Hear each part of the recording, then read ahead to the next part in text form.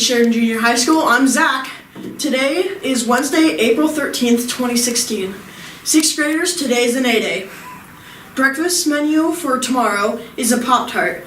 Lunch menu for today is tacos. Grab and go Bronc Wrap. Hot lunch menu for tomorrow is chicken nuggets. Grab and go is chef salad.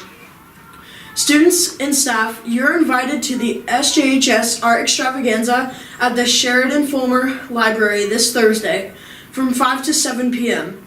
Come and see this year's finest artwork and enjoy treats from Ms. Frankovic's culinary students and music by Mr. Moore's band students and Mr. Sawyer's choir students. Everybody's invited to attend the FCA meeting this Friday, April 15th at 7:30 a.m. in room 3035. Come join the fun. All 8th graders planning on playing football next fall. There will be another meeting with Coach Julian today at 11:05 a.m. in the wellness room at 1082. Be there. Today is the last day to sign up for tryouts for the variety show. Sign-ups are going on in the counseling office. Now time for breaking news. With the week rolling forward, we're glad you're taking 10 minutes for our Tuesday show. I'm Carl Azus. First up, a high-level defection from a communist nation.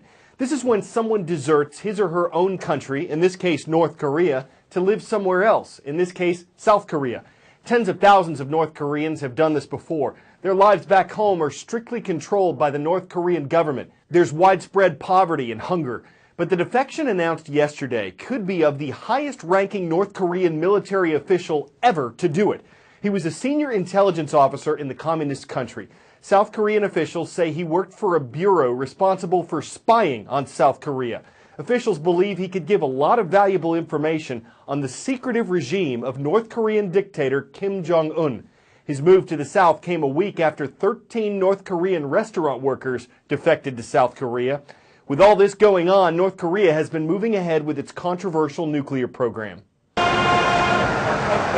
This is the North Korean mid-range missile, says South Korea, now capable of carrying a nuclear weapon.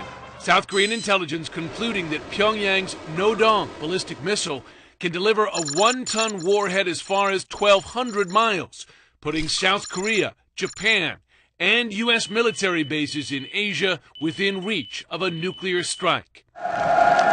North Korea's dictator Kim Jong-un is already celebrating, posing for pictures near what North Korea claims to be the warhead.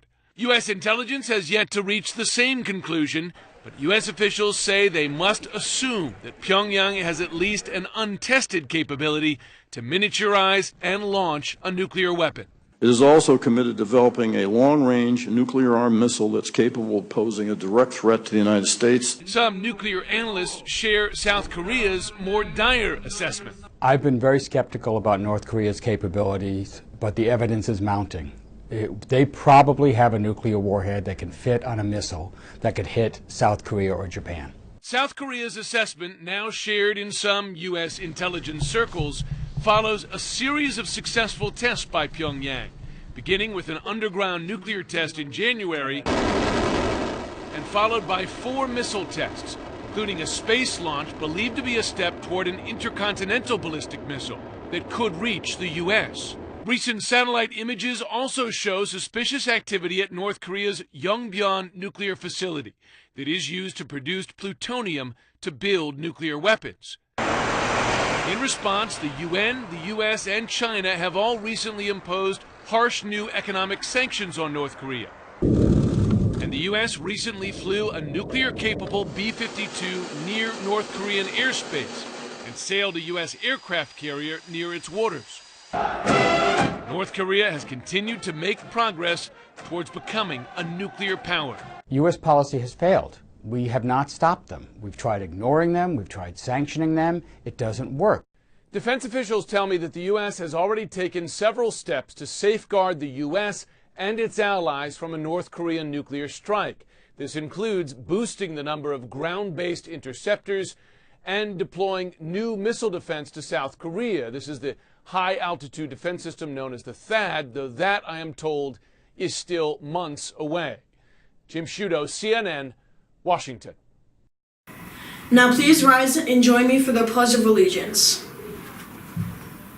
I pledge allegiance to the flag of the United States of America and to the republic for which it stands, one nation under God, indivisible, with liberty and justice for all.